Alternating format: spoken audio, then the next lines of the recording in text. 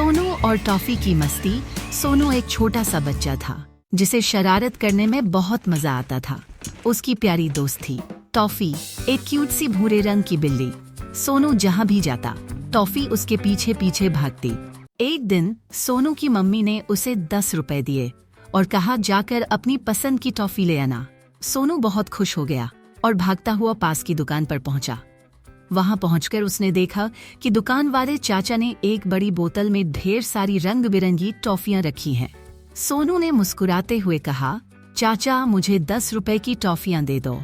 चाचा ने उसे टॉफियां दी और सोनू खुश होकर टॉफी को दिखाने घर की तरफ चल पड़ा।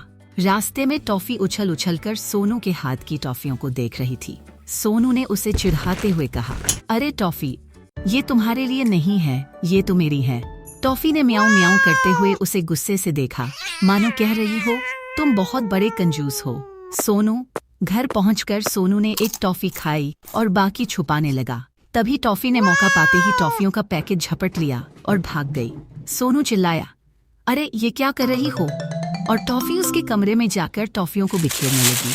सोनू ने गुस्से में आकर उसे पकड़ा और बोला, तुम इतनी शरारती हो, ये टॉफियां तुम्हारे लिए नहीं है।